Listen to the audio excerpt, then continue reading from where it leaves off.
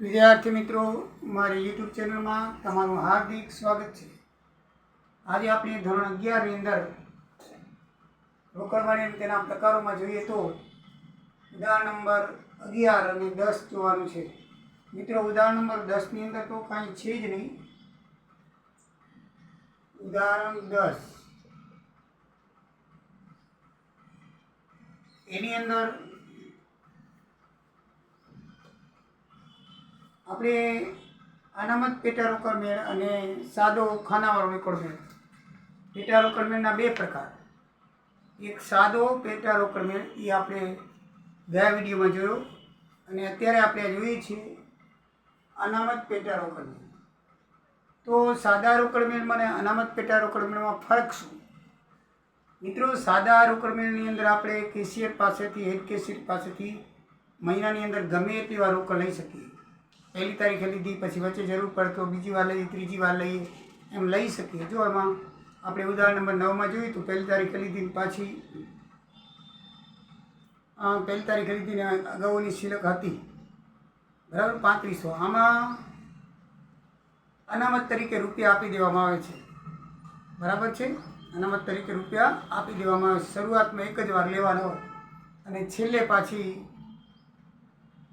Case જે વધે તે બાકીની જે કેસ વધે, વપરાઈ ગયા પછી, દાખલા તરીકે 5000 રૂપિયા લીધા અને 4000 વપરાઈ ગયા તો 1000 વધ્યા, તો બાકીના 3000 પાછા કેશિયર પાસેથી લઈ અને આપણે બાકી આગળ આવ્યા તરીકે કરવાનું હોય છે।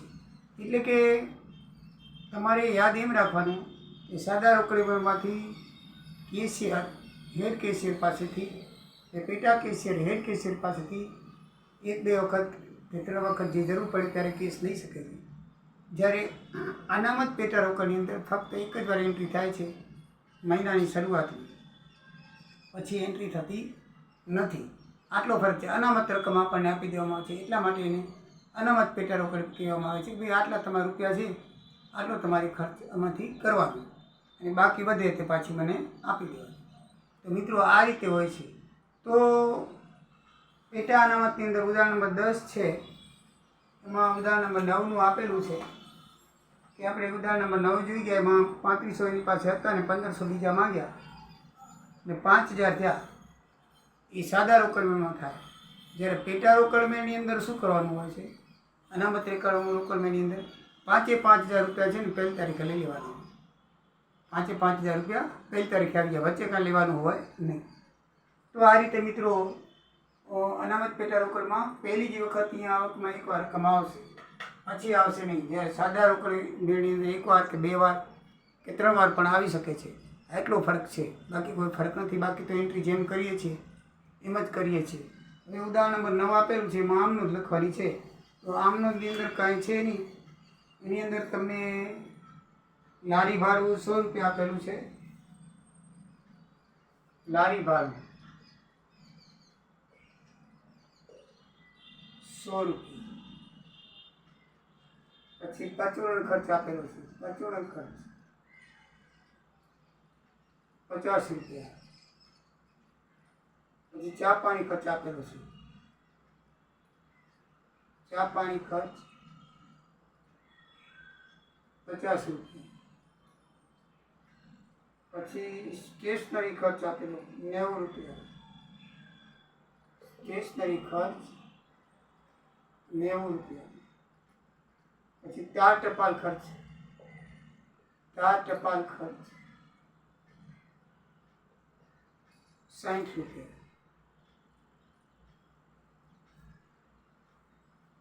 આની ઉપરથી મુખ્ય કેશિયર કરવાની આમ લખો, તો મુખ્ય કેશિયર શું કરશે?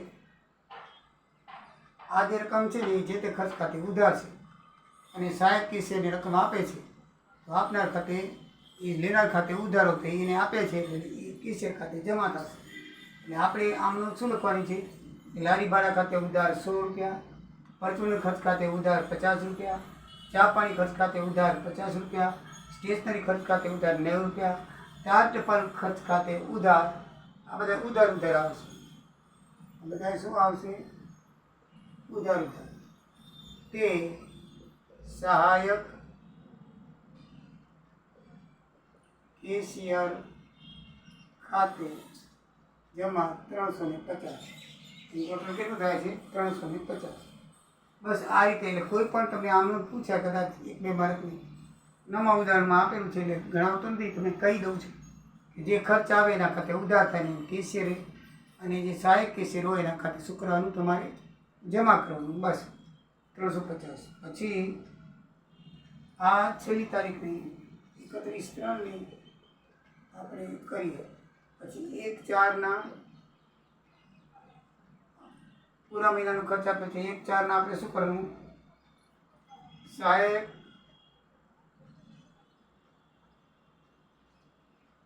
કેશિયર ખાતે આ ખાતું બંધ કરવાનું. અહીંયા આપણે જમા કર્યા હતા, આપણે એ ઉધાર કરવાના. શું કરવાનું? 350 એ રોકડ ખાતે જમા કરશું. કારણ કે રોકડ જાય છે, રોકડ ખાતે જમા 350. બસ મિત્રો આ રીતે કરવાનું. ઉદાહરણ નંબર 10માં તમને ખર્ચ આપેલા છે, એ ખર્ચ ખાતે ઉધાર કરવાનું અને સહાયક કેશિયર ખાતે શું કરવાનું? જમા કરવાનું. આ નોંધ કોણ કરે છે? મુખ્ય કેશિયર કરે છે. મુખ્ય કેશિયરના ચોપડામાં આમ નોંધ લખવાની છે. તો એ મુખ્ય કેશિયર ખર્ચ ખાતે ઉધાર છે અને સહાયક કેશિયર ખાતે શું કરશે? જમા. હવે ખાતું બંધ કરવું તો સહાયક કેશિયર ખાતે ઉધાર કરી અને એની પાસેથી રોકડ જાય છે તે રોકડ ખાતે જમા કરશે. બસ બીજું કાંઈ ઉદાહરણ નંબર 9ની અંદર કાંઈ છે નહીં. બરાબર? સહાયક કેશિયરને રોકડ આપી તેના લખવું હોય તો લખાય. સહાયક કેશિયરને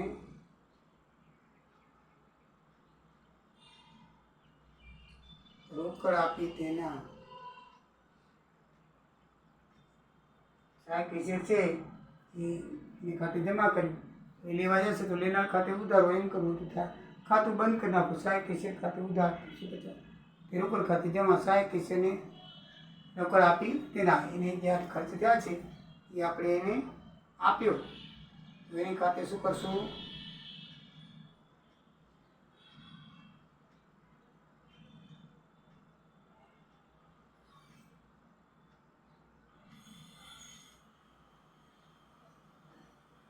જમા કરશું. બરાબર મિત્રો? હવે ઉદાહરણ નંબર 10 ઉપર જોઈએ તો, ઉદાહરણ નંબર 11 ઉપર જોઈએ તો એની આવક એક જ વખત થઈ છે 4000 રૂપિયા માર્ચ 1 આ 4000 રૂપિયા. અહીંયા માર્ચ 1 2015 શું લખશું આપણે? મુખ્ય કેશિયર ખાતે. એ આપણે મુખ્ય કેશિયર ખાતે આપણને લીધા એટલે લખવું પડે આવક બાજુ. બરાબર છે? હવે આવક બાજુ કોઈ એન્ટ્રી નહીં આવે, આખાનું આખું ખાલી રહેશે. હવે આપણે ખર્ચ આપેલા છે એ પ્રમાણે લખતા જાય. લાડી ભરાના 120 3 તારીખ તો એ લખશું 3 તારીખ. લારી ભાડું કુલ રકમ એ લખવાની આપણે અને પછી જે ખર્ચ હોય એના ખાનામાં લખવાનું. તો લારી ભાડું 120 રૂપિયા. બાકી કાંઈ નહીં, એકદમ ઈઝી છે. પછી પરચુરણ ખર્ચના 130 5 તારીખ. પરચુરણ ખર્ચ કેટલા કીધા છે? 130. તો પરચુરણ ખર્ચ ક્યાં છે? ચોથા ખાનામાં. તો 130 લખી નાખો. જે ખર્ચ હોય એ ખાનામાં લખવાનું. તમને ખ્યાલ છે જેટલા ખર્ચા હોય એટલા ખાના તૈયાર કરવાના. ટોટલ રકમ અહીંયા લખવાની, બાકી જે તે ખર્ચ જે તે ખાનામાં લખવાનું. પછી ટોટલ મારો બસ દાખલો થાય પૂરો. એકદમ ઇઝી ને સરળ છે આ. પછી 7મી તારીખ અર્પિતને પગાર પેટે ઉછીના આપ્યા 500. અર્પિત ખાતે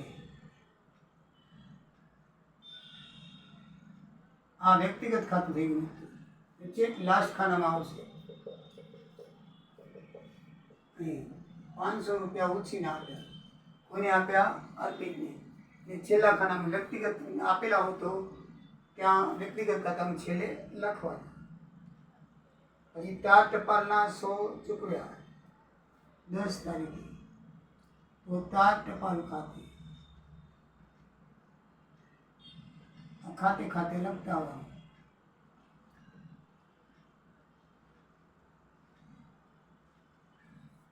તો તાર ટપાલના કેટલા ચૂકવ્યા છે? 100 રૂપિયા. તો તાર ટપાલ ખાનાની અંદર 100 રૂપિયા લખી બાકીના ખાનામાં ડેશ ડેશ કરતા જવા. બુક બિલની છપાવણીના 250 રૂપિયા. એ સ્ટેશનરીમાં આવશે. શું આવશે? સ્ટેશનરી ખર્ચ લખવાનું. સ્ટેશનરી ખર્ચ ખાતે કૌંસમાં યાદ રાખવાનું. તો બિલ બુક છપાવણી એ લખવાનું. સ્ટેશનરીમાં શું લીધું?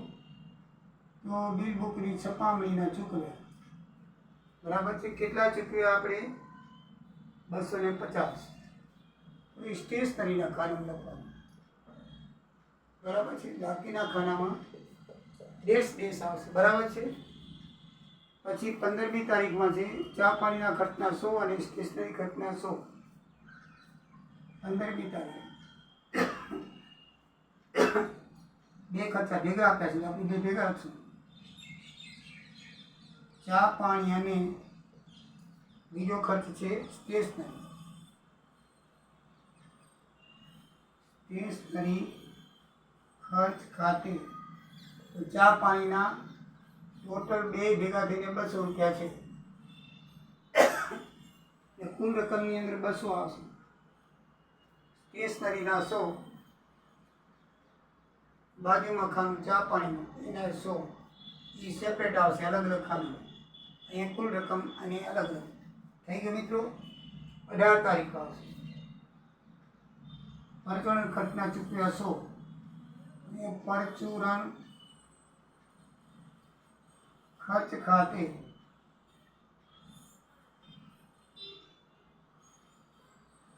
કેટલા ચૂકવ્યા? 100. પરચુરણ ખાતામાં લખશું આપણે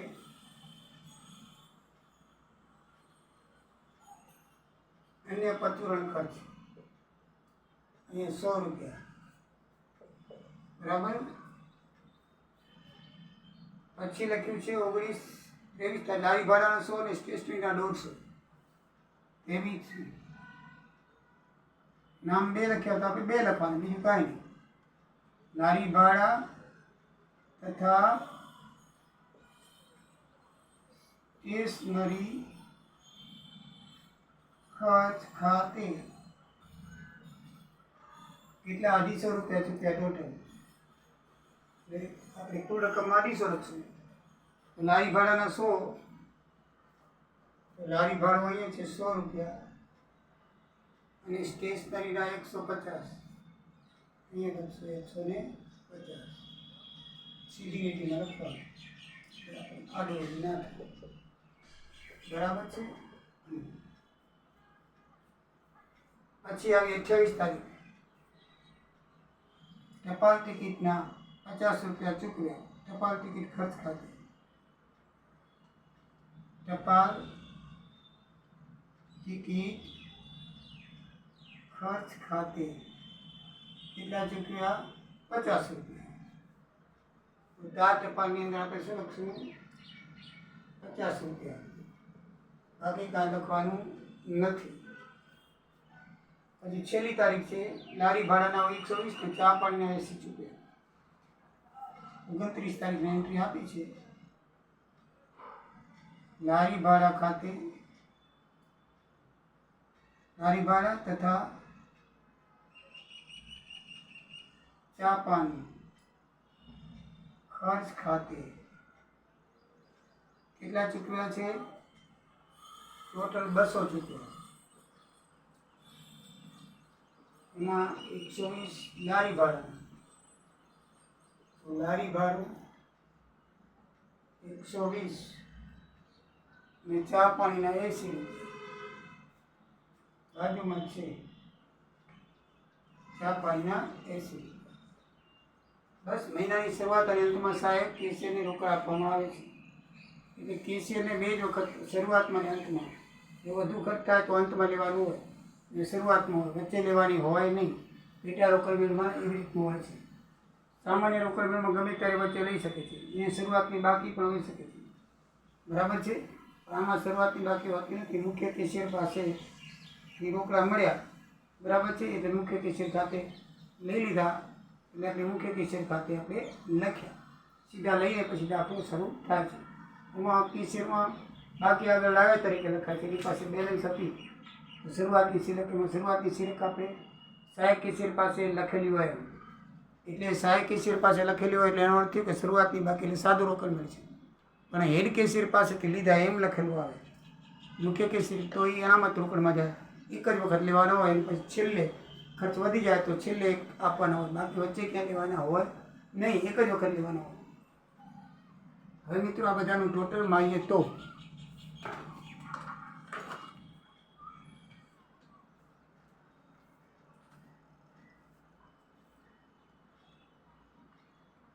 કુલ ખર્ચ કેટલો થાય જોઈએ.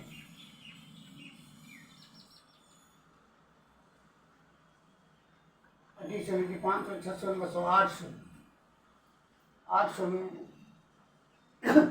1050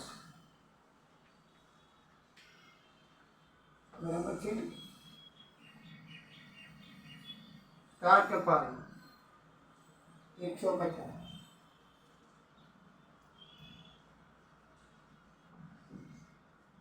સ્ટેશનરી 500, अरे 350, 500, चા પાણી 180, ચા પાણીમાં કેટલા છે 180, ગાડી ભાડું 240, 340, પછી અન્ય ખર્ચ 230 અને 500 રૂપિયા વ્યક્તિગત.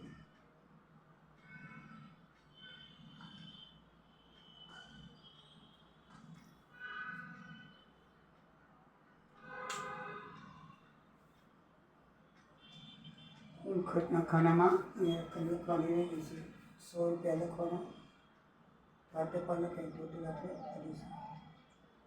જે રકમ અહીંયા લખી એકવારની તો અહીં લખવાની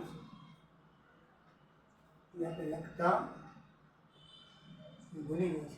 500 રૂપિયા અહીં ટોટલ રકમ એ લખવાની, બાકી જે તે ખાનામાં લખવાની હોય, બરાબર. આ 100 રૂપિયા હતા અહીંયા લખવાના, 500 છે એ કુલ ખાનામાં. કુલ રકમ ચૂકવેલી તો એ ટોટલ આવી જોઈએ. હવે આપણે ટોટલ મારીએ તો આનું ટોટલ થશે 200 ને 300, 700, 1000, 600, 1600, 1700, 1800 ને 1900. ટોટલ રૂપિયા 1900 થશે.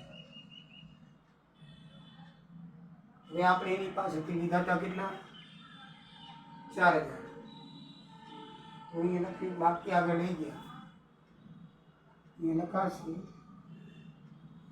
बाकी आगे लई गया मित्र कितना लई गया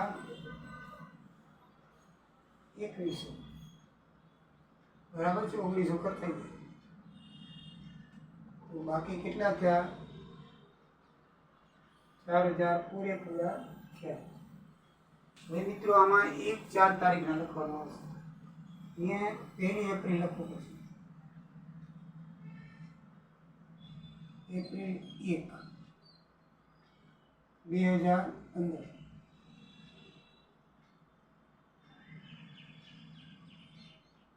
શું લખવું પડશે કે 2100 બાકી આગળ આવ્યા, 2100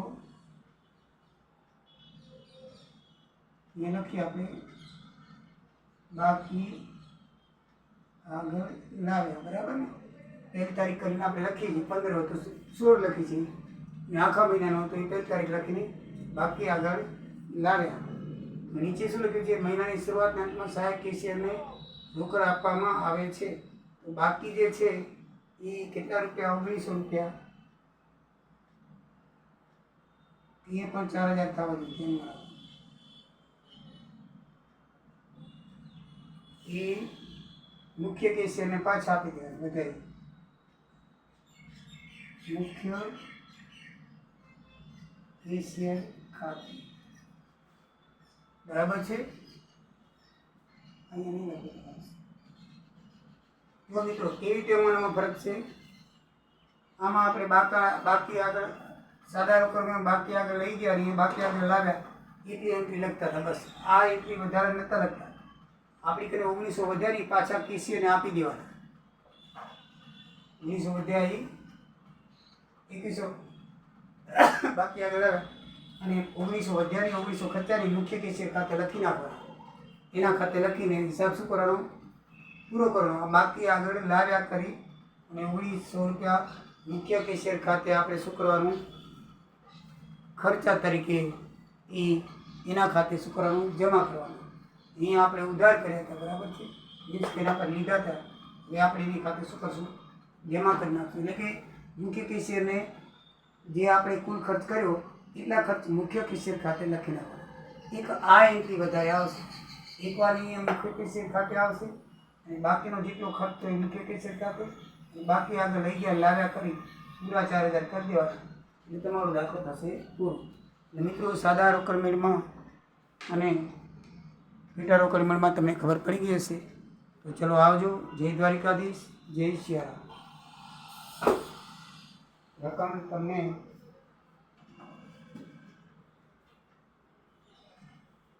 જોડાયું. રકમમાં જોઈએ તો આ રકમ છે. આ દાખલો 10મું ઉદાહરણ છે જે મેં તમને લખાવ્યું તે આ રીતે લખવાનું હોય છે. 10મા ઉદાહરણ જે શરૂઆતમાં કરાવ્યું નામનું જ લખીને કરવાનું. બાકી 11મા ઉદાહરણની આ એન્ટ્રી છે 12 અને પછી બાકીની એન્ટ્રી આ પ્રમાણે છે.